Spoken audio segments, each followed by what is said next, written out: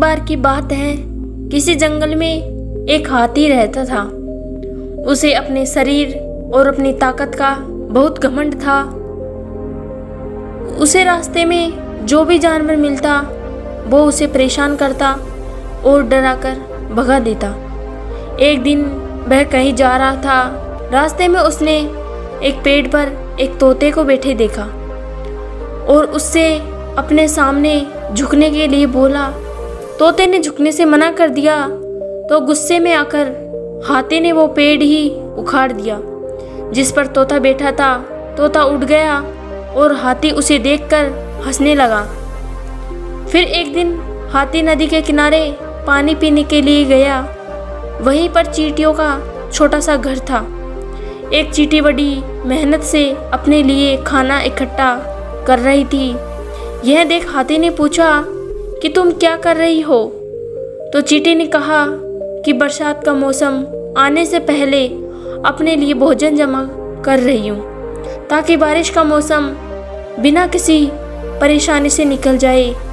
यह सुनकर हाथी के मन में शरारत सूझी और उसने अपने सूंड में पानी भरकर चींटियों के ऊपर डाल दिया।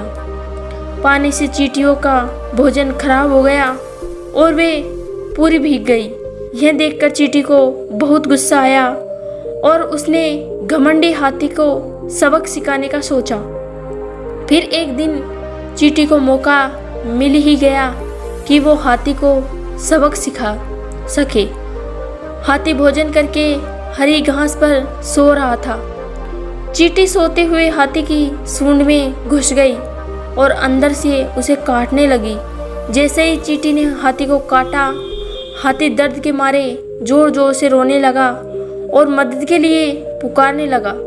चींटी ने हाथी के रोने की आवाज़ सुनी और सूंड से बाहर निकल आई।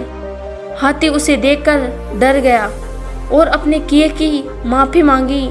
जब चींटी को महसूस हुआ कि हाथी को अपनी गलती का एहसास हो गया है तो उसने हाथी को माफ़ कर दिया।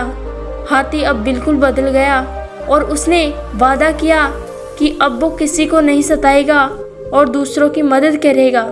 कहानी से सीख मिलती है, हमें अपनी ताकत पर कभी घमंड नहीं करना चाहिए। अपनी ताकत के जोर पर दूसरों को परेशान करने की जगह उनकी मदद करनी चाहिए।